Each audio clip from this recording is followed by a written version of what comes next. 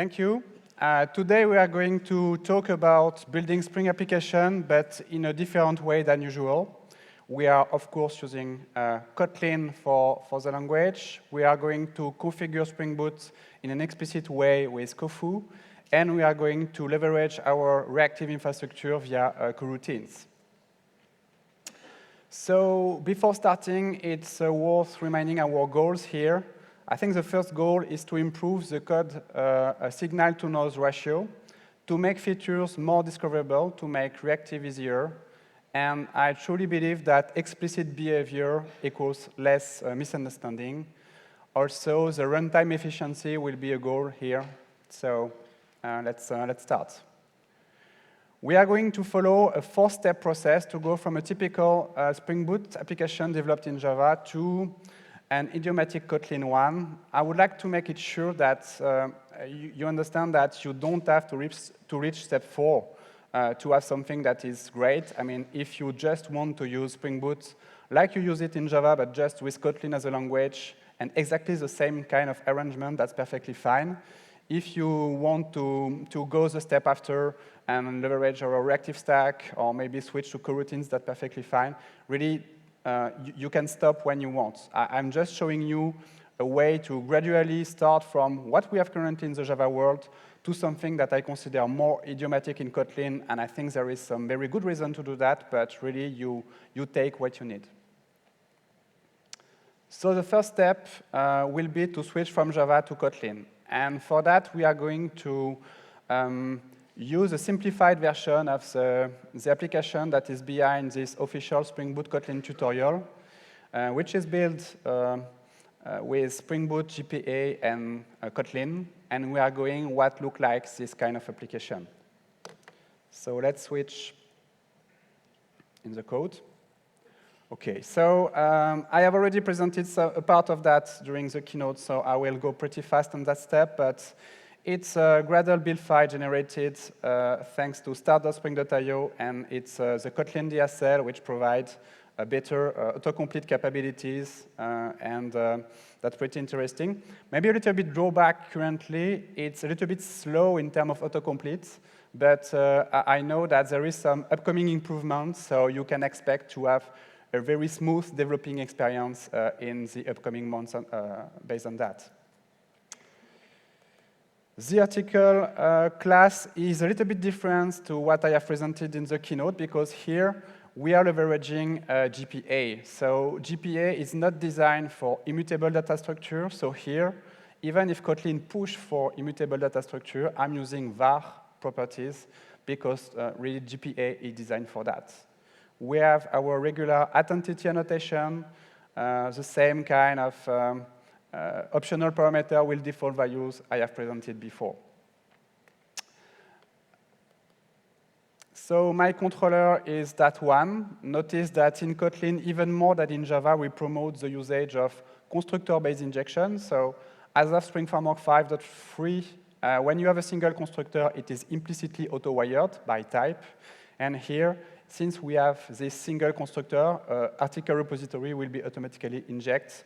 And since with Kotlin we use a lot of immutable properties, it's a good idea to do that. Notice that you have to add this private keyword because by default the properties are public, which is not what we want here. About the type system, I repeat it, but it's very important to understand that Kotlin is as statically typed as Java, even more thanks to the null safety. Here, I have configured IntelliJ ID to display a int, to display the inferred type. I could also type it explicitly, that's my choice, but here I just want to see the inferred type without having to duplicate this information. The repository is a regular one. Spring Boot application is using this run application. So run application is a top-level function because in Kotlin you don't have to put a function inside a class. And that's provided built-in with Spring Boot. And you can basically use it by using this kind of syntax to customize your Spring Boot application. So that's not just a small syntax sugar. It also provides some configuration capabilities. The block properties is interesting because it's a new feature of Spring Boot 2.2. Before Spring Boot 2.2, we had to use lazy init vars, which is not very idiomatic in Kotlin, because basically configuration properties in boot were not managing immutable classes, because that's not super popular in Java, because that's a little bit more verbose. And as of Spring Boot 2.2, Spring Boot manage natively immutable classes, and so we can use this kind of idiomatic data class with val immutable properties, and that's very good news. So thanks for the Spring Boot team for working on that. Extension functions allow to add features, allow to add function to existing type. So we use that to provide a more interesting syntax than the regular abstract classes with static methods. And in my HTML controller, you can see that I'm using the same kind of stuff that I'm using in Java, but with a more concise syntax, and we leverage some Kotlin extensions. For example, you see this is a model, so this is a very old class from Spring Framework. And if I try to navigate here, you will see that I have added an extension function that is providing directly in Spring Framework jars to provide a set operator that provide basically an alias for model.addAttributes, and that allow me to use this kind of very nice syntax, which is idiomatic in Kotlin, to set the value. So really, we provide the support for Kotlin directly in the Spring Framework jars. So we are going to go to the step 2. We are going to migrate from WebMvc with GPA to WebFlux with RTDBC to leverage our reactive stack to be more scalable, to be able to basically be immune to latency.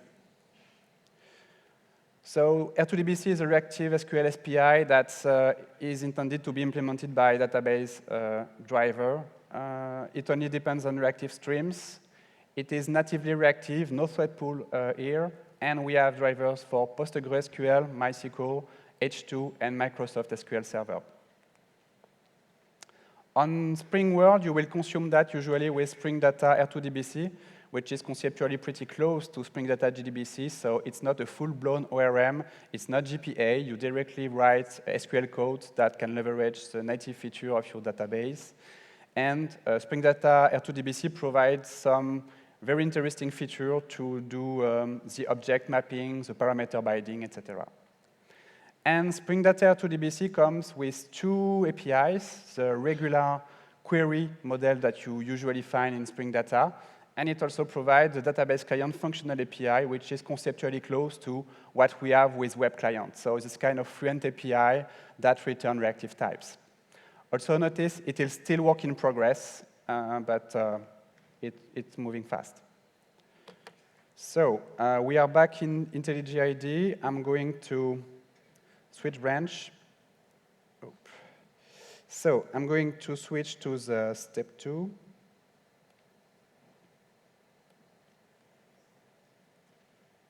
OK, so let's have a look to what has changed. We have now val properties because we do not have the constraints that is implied by GPA. We are going to use R2DBC, Spring Data R2DBC, which has first-class support for immutable data structure. So we follow what Kotlin design push for. We are using immutable data classes.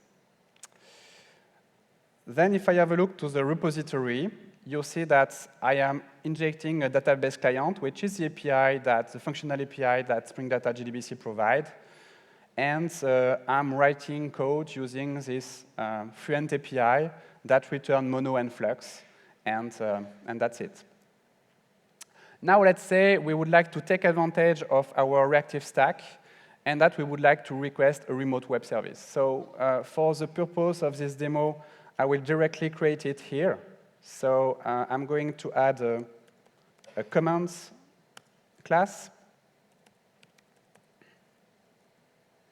So here the purpose is we have this article class from a blog post, and we would like to request the commands from a remote web services, and we are going to add them in the article. So we have this command class. We are going to create a command controller.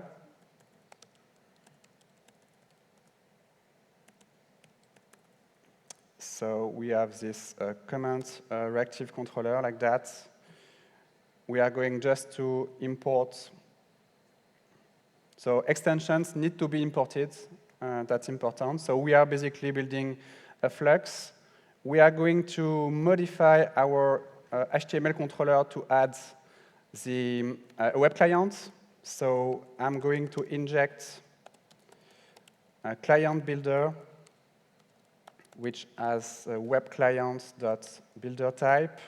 I'm going to use this builder to create a client like that. I'm going to add a comment property here, so a list of comments. And I'm going to modify this render function, which is currently synchronous. It does nothing related to remote. And I'm going to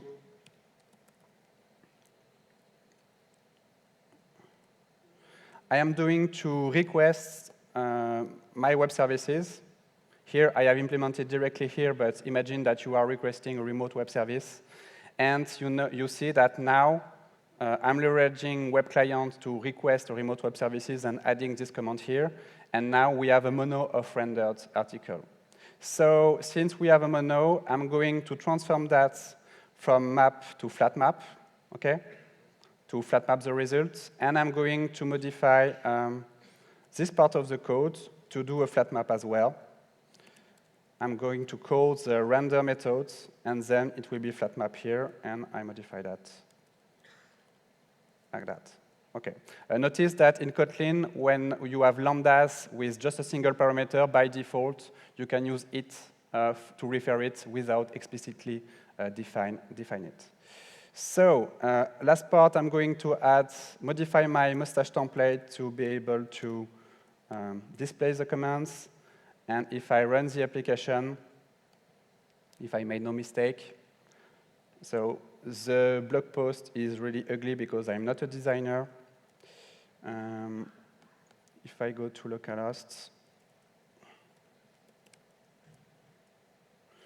okay, and I have my commands that are coming from a remote web service. So that's okay for step 2. Now, step 3. So we are going to migrate from this Reactive X style API. So when I say Reactive X, it's Reactor, Eric Java, this kind of API, to Coroutines, because we are going to leverage the Kotlin features to be able to still leverage this nice reactive stack, but in a more imperative way. So Coroutines are Kotlin lightweight threads allowing to write non-blocking code in a more imperative way. I have shown you here how a ReactiveX API translates to coroutines. So basically, for single value, or if you return nothing, the API will look like what you know in the imperative world. If you are passing some mono parameters, if you don't care about the laziness of mono, you will just pass a value that could be retrieved itself by calling a suspending function. And if you want to still keep this lazy characteristic of mono, you will pass a supplier, which will be a suspendable lambda, because the suspend keyword can also be used in a lambda, and that's conceptually very close to what mono is. Flux, or flowable in Eric Java 2 world, will translate to flow. And here we are talking about the flow type, which is provided with Coroutines 1.2, which is different than the Java 9 flow container type for reactive streams types. So before trying to use that concretely in our code, let's talk about this flow type. Last year, Kotlin, the JetBrains team said coroutines are final in Kotlin 1.3. Coroutines are here, they are stable. That was only partially true, I think, because there was suspending functions. There was some API to deal with multiple value, which is a channel API, but I don't really like it. But what was missing was this kind of flow type, which is basically the combination of suspending functions and ReactiveX or stream style of API. And that's a very interesting type because it's suitable for hot or cold stream. So when I say hot stream, I mean basically you are subscribing to a list of tweets and then you will cancel. So it's basically a flow of events that emit before and after I have subscribing to them. Cold stream are more asynchronous iterables. So basically, I have maybe a collection of 100 elements, but I want to begin processing them as they come without putting everything in memory. Flow is suitable for finite or infinite number of elements. Interestingly, it deals with backpressure, but in a very different way than reactive streams. It just deals with backpressure using suspending function. So basically, it will process some data and then request n elements of data. But if you have your processing which is suspended, it will just not request more data, and that's why how backpressure works with Flow. It's a little bit less powerful than reactive streams, but for most of the use case, I think that will be okay. All operators are implemented as extensions. So in Flowable and Flux, you have basically 100 of operators. In Flow, you have just a single suspending collect method, and then all operators, built-in or custom, are implemented as extension functions. Operators are pretty easy to implement, and I think that's a pretty interesting feature. I mean, have a look to the source code of Flow, filter or map operator. You will see it's just a few lines. And last characteristic, map operators support asynchronous operation because the lambda is a suspending lambda, so it can suspend. You don't have to use flat map to do operation that implies a latency. You can just use map for that. And flat map is for flat mapping a flow in another flow. So back to the codes. So we are going to switch branch, and we are going to this step 3 coroutines branch. We import the differences, and we are going to do the same job of adding this command controller and make things take advantage of this this kind of API. But before, let's have a look here. So here we have now an API that is much closer to the imperative world. I am returning a new label of article instead of mono. My code is basically close to the imperative world. A big difference between reactive and coroutines is that by default, coroutines are sequential and they provide explicit and optional concurrency. While in reactive world, you have to use operators basically to make things sequential. Yeah, like I said in the keynote, Spring Framework 5.2 provides built-in support for coroutines. So basically, it supports flow return types. It supports suspending function for both the annotation and the functional variant of WebFlux. Now, we are going to add the very same command class. Nothing new here. We are going to add our coroutine-based command controller.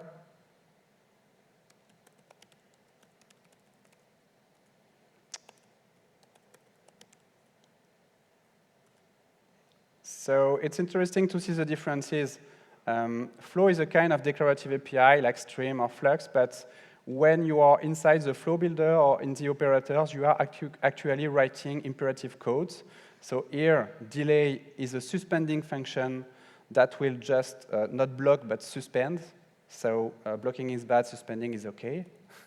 You can emit data. So flow is a push-based API. So you are emitting objects that are potentially coming from other suspending function like here. And that's it. And I'm going to modify my coroutine-based HTML controller with the very same kind of stuff. So I'm going to inject the same client builder because the philosophy of the coroutine support is not to add new types. I mean, we have introduced a lot of new types with the reactive stack.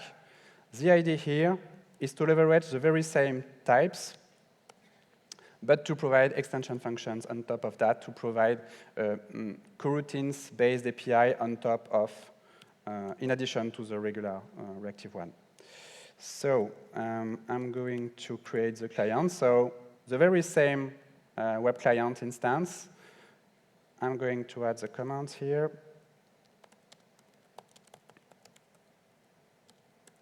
A list of commands.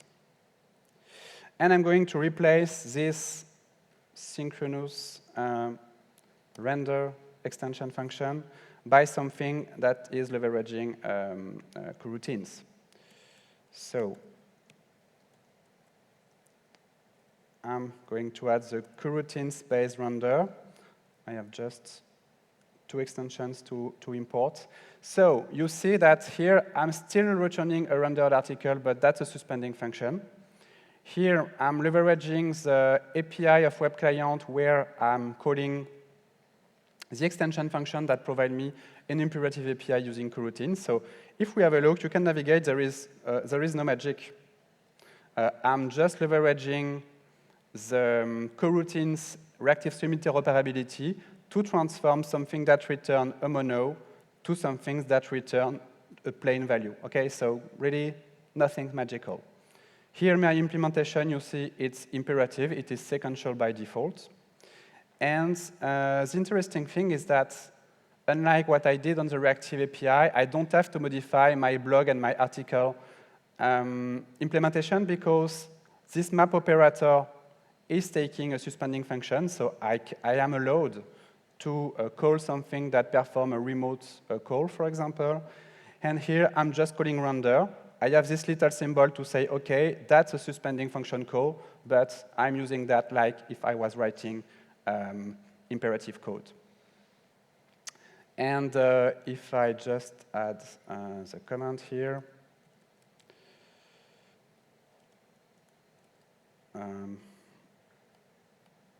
and I run the test,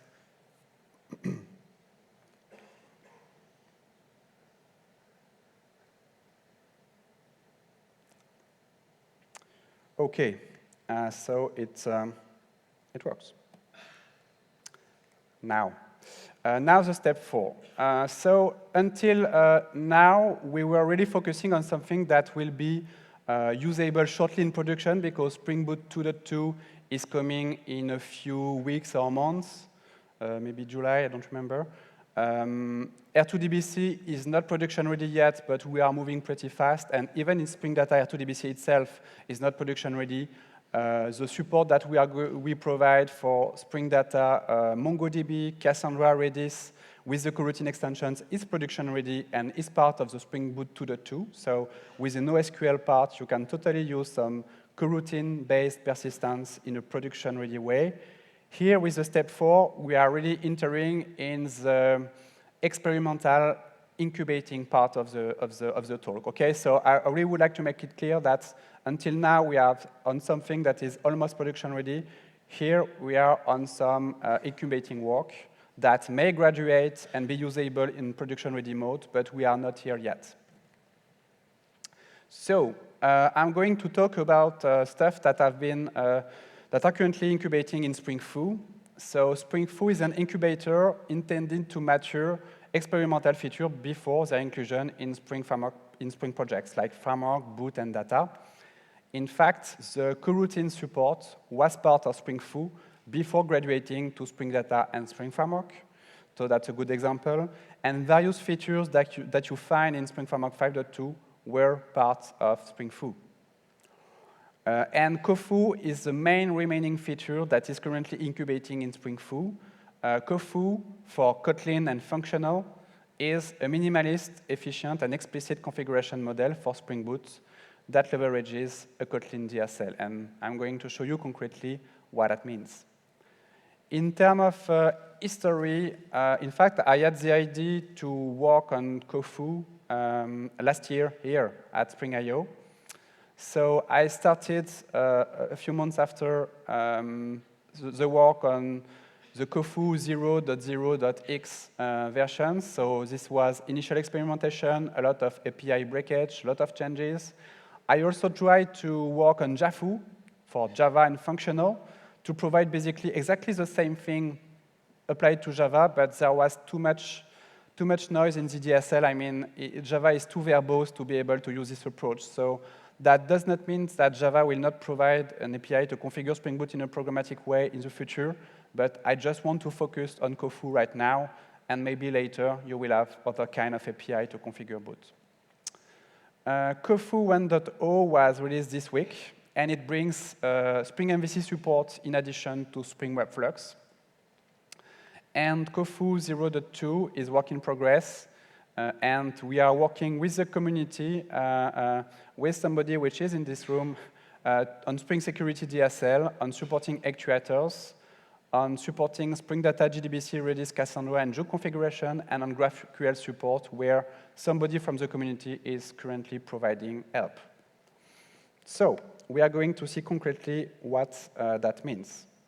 So we are going to gradually transform this application into an application that is leveraging Kofu. So Kofu is basically just an API that you will add here to configure.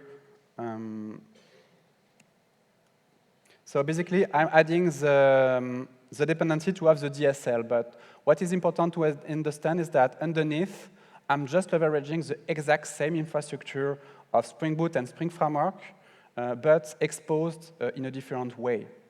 And the purpose of Kofu is to be able to configure everything explicitly. So we are leveraging the Spring Boot configuration infrastructure, but there is no auto configuration. There is just explicit configuration that you will configure with this DSL.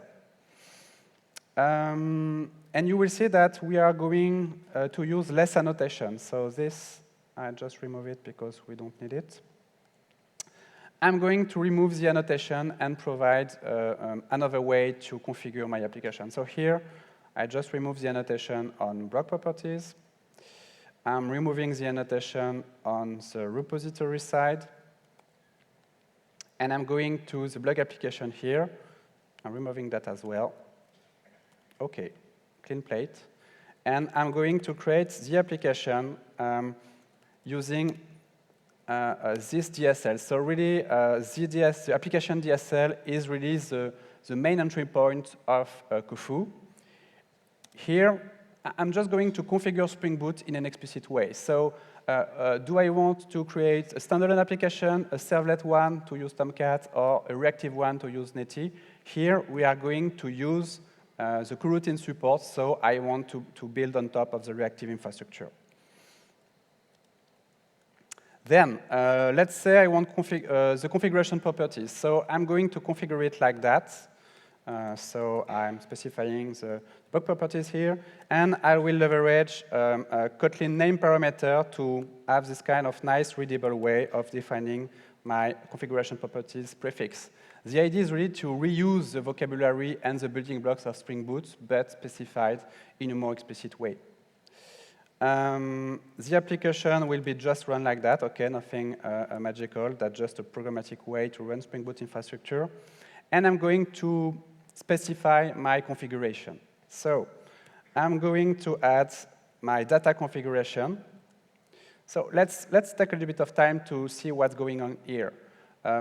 You maybe mostly know the slices of Spring Boot that allow you to use data slices or web slice to be able to run your integration test faster, do mocking, etc. But these are predefined static slices, okay? There is the data one, the web one, and these are predefined. Here, you are in charge to define the granularity that you want to create your own configuration slices. So here, I'm going to specify my own beans and the part of the Spring Boot infrastructure that is related to the data configuration. But I'm using this kind of technical split, but if you want to do some more functional splitting like Oliver in this modulate talk, it's totally possible. So here I'm defining beans, okay? This is the beans DSL from Spring Framework. Here I'm specifying that article repository bean should be created, and it will be automatically, the parameters of the constructor will be automatically auto-wired. notice that I could create my bin using a supplier, okay, like that. But here I have chosen to just, and I can get a reference, etc. But here I'm just doing like that. R2DBC PostgreSQL will trigger basically that's a shortcut to configure all the bins that are required for R2DBC PostgreSQL. So that's basically what Spring Boot does with auto-configuration, but here that's explicit. I'm defining a listener, and I'm going to say that in this application, I want to enable the data configuration. Okay, that's explicit. Now, the big part, I'm going to migrate our annotation-based web layer to something which is leveraging the functional variant of WebFlux. So I'm going to transform my controller, which has both the mapping, you see this @request mapping, /API, /article, and the implementation of the handler methods to something that only contains the handling part, and the router will be externalized. So I'm going to rename article controller to article handler. I'm going to replace this implementation by this one. Again, I have to import extensions to be able to use them. So it's a little bit different. Instead of having this, this annotation and this flexible signature, I'm on something that is more functional. I have a server request as an input parameter, and I'm returning a suspending. I have a suspending function that will return a server response. Okay, and this is the Reactive API where I have some Coroutines extensions. So that's okay for article handler. I will do the same things for the command controller, so I'm going to rename it to command handler. I'm going to replace the implementation with the functional variant. So the command handler, like that. I'm going to do the same for the HTML controller. Oh, I need to rename it. So HTML handler. Okay. I replace the implementation with that one. Okay. And now I'm going to add the router, because now I have just the handler implementation, and I want to add my router.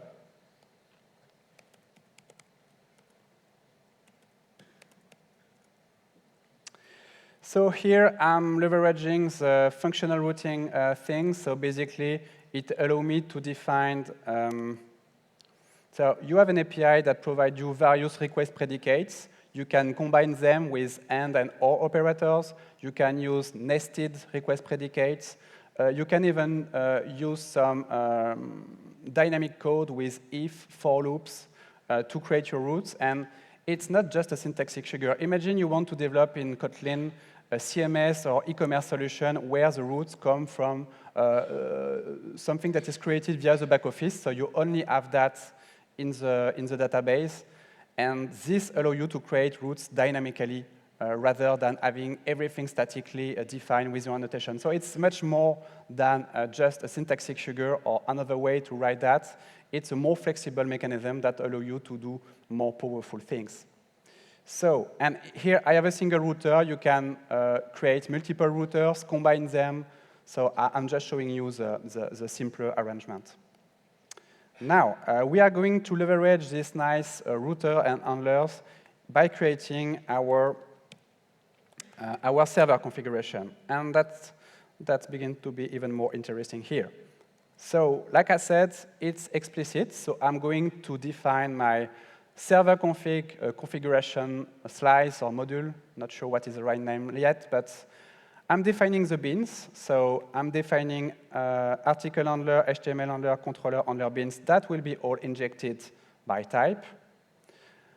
New feature from Spring Framework 5.2, we now can create bin by using a top-level function reference. Because basically, this block router function could be seen as a kind of bin factory, a bin supplier. So I'm just using a reference to that top-level function, and all the parameters will be automatically injected. And there is no reflection here. It's all done at compile time by Kotlin. Then I'm going to configure the more high-level stuff and the stuff that is related to Spring Boot infrastructure by declaring that I have a WebFlux server. And here I specify that I will specify the codec explicitly. While in Spring Boot auto-configuration mechanism, you will have some codecs that are created automatically based on the dependencies you have. Here, you are responsible to define the codecs, to define their orders, and you can also configure that to specify that you want autocomplete. And basically, the interest is that everything is discoverable. You don't even have to go to the documentation. You have full discoverability here. And it's much more than that, because you have you can specify, customize the engine to say that you want to use Tomcat, no, not Tomcat here, but JT or other engine. You can basically define filters. You can even configure cores. So it's pretty powerful. No, not here. You have also the mustache support to do the view rendering and things like that. I'm going to add a latest slice, which is my client configuration. Okay, so here again, I'm in charge of configuring the codecs. I'm going to enable this configuration in my application. So I enable server configuration. I enable client configuration. I can even configure the logging by specifying the level. Again, everything is discoverable, and that's it. So I think that should be OK. So if I try to run my application,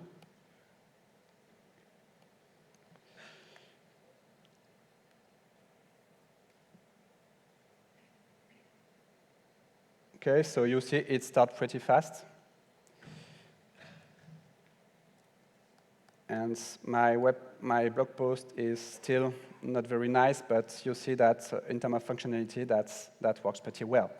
Now, let's say I want to update my tests, because with the Kofu approach, you can create some custom application context, so you will do things a little bit differently. So